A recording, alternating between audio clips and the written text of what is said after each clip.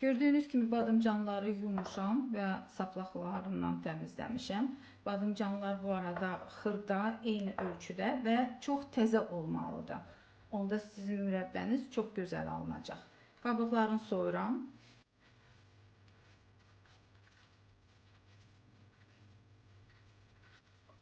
Və bıçaqla kəsirəm ortadan bir belə, bir də onun əksinə. Suya buraxıram. Bu suda çaylı soda ilə duz var. Qədərini videonun altında qeyd edəcəm.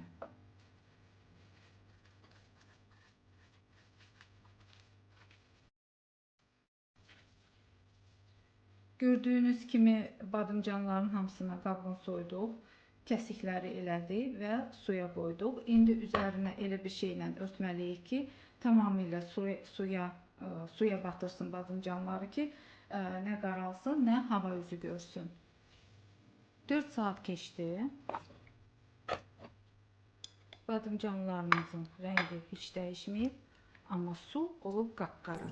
İndi bunu axar suyun altında yaxşı-yaxşı yuyub keçirik bişirməyə. Biz hələlik şərbəti hazırlayaq. Qoyuram bunu qaynamağa. Suyumuz görürsünüz qaynayır. Badımcanları da yumuşam, amma son dəfə belə sıxaraq axırıncı suyunu da sıxıb çıxardıram.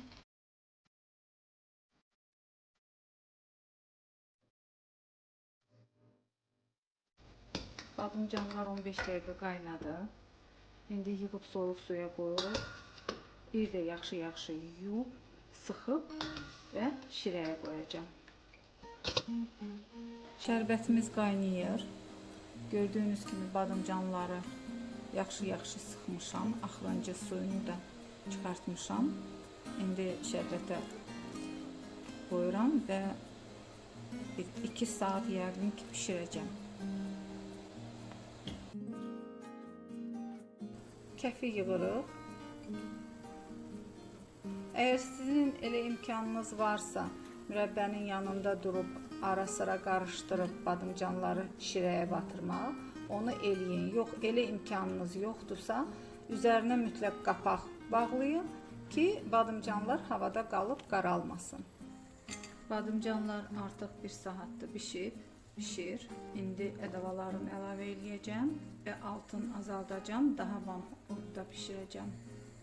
1 çay qaşığı limon turşusu, amma çox dolu olmayan çay qaşığı. 1 darçın,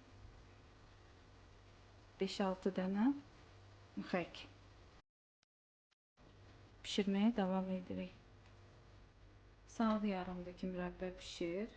Bir yarım saatda qaynayandan sonra hazır olacaq. Yarım limonu əlavə edirəm. Gördüyünüz kimi mürəbbəmiz hazırdır.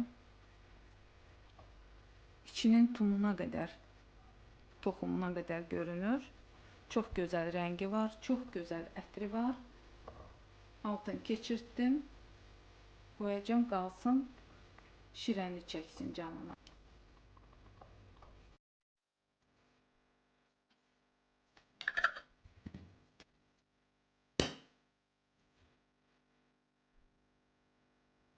Ümid edirəm videomu bəyəndiniz.